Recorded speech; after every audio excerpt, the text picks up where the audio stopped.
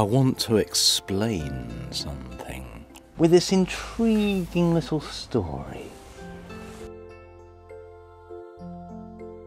It is a little bit unbelievable what Michael is doing.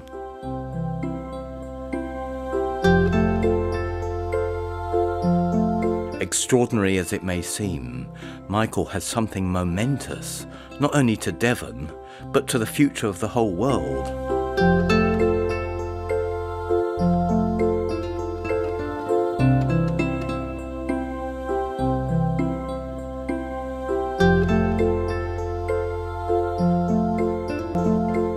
The trouble is, he's not very good at explaining it, which could be the reason why the world doesn't know.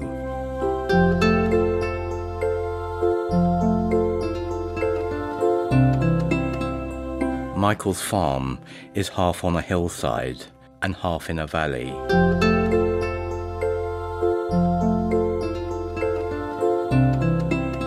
In Devon, they call this a coombe.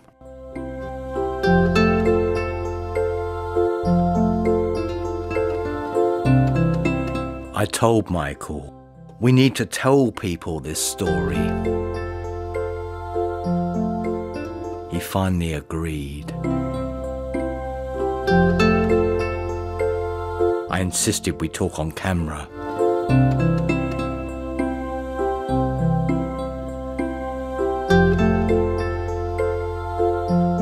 It was something that needed to be done.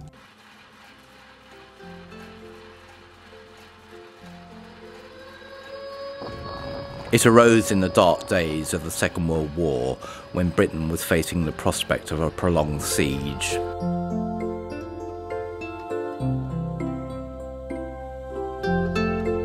Bill Peary was one of the great scientific brains of the 20th century. In 1949, he was elected to the Royal Society, the highest of echelons for a living scientist. He was a plant biologist, making significant discoveries in viruses and DNA. However, his pet project was green leaves. For 57 years, he lived and worked at the Rothamsted Experimental Research Station in Harpenden. Within green leaves, he felt there were properties that could radically change the world. To cut a long story much shorter, Peary discovered a process that would produce the highest form of protein ever discovered, but Britain was entering the Second World War. Peary was working on his protein project at Rothamsted when World War II broke out. The government slapped a classified military order on the project. It was to become part of the nation's secret survival strategy. Peary was asked to come up with a plan to fulfill the protein needs of up to 40 million people. Peary came up with a plan where the protein needs of 40 million people could be harvested on just 40 farms. Not only was this an incredibly nutritious form of protein, but it was also amazingly efficient to harvest. Over 10 times more efficient than any traditional protein source. The hitch was this machine. That machine was crucial to the process. The job of this machine was to bruise and crush freshly cut leaves, and it had to do it in a very precise way, or else the protein formulation would, in fact, be poisonous. And as simple as this machine may look, it took years of design to get right. 10 years went by before the machine was ready. By the time the machine was ready, the war was over and the British government was no longer interested.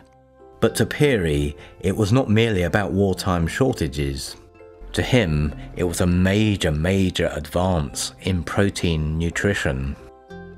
Also, he saw that half the world was hungry and suffering from malnutrition, and he had the answer to solve it all.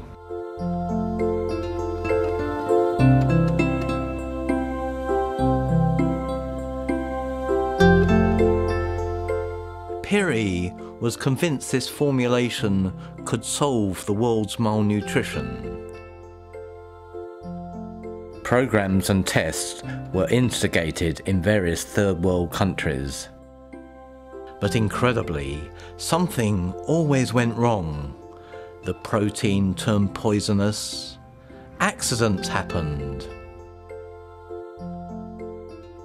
Although this Rothamsted machine always produced edible results, other machines did not. Was some hidden hand at work preventing the world from having cheap, nutritious food? Possibly. Whatever the reason, Peary never quite made the breakthrough he was looking for. And eventually, a somewhat disheartened Peary turned his attention to beta-carotene and various other cutting-edge projects. For years and years, the machine lay idle at a garage at Rothamsted, until, by some twist of fate, it landed up at Michael's farm. What was Michael's interest?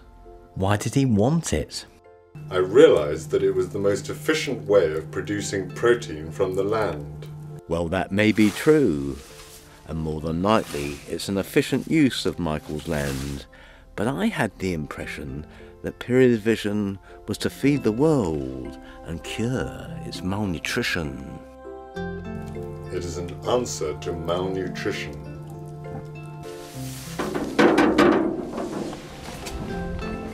About 2 or 3 times a year, when he can get hold of his son, Michael makes a modest batch of the product.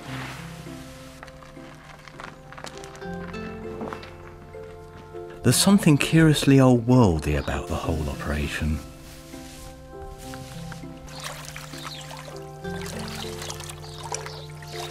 Everything done methodically,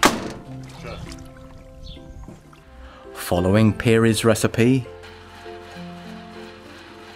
using Peary's machine, not too fast, not too slow, just about right.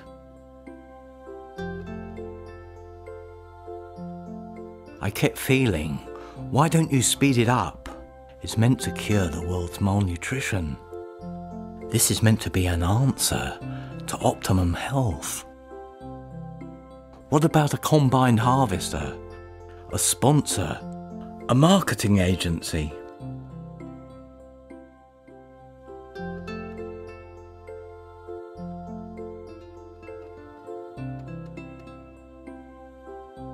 But hey, maybe this is exactly the way it's meant to be. And you know, standing here, I suddenly feel quite optimistic about the future.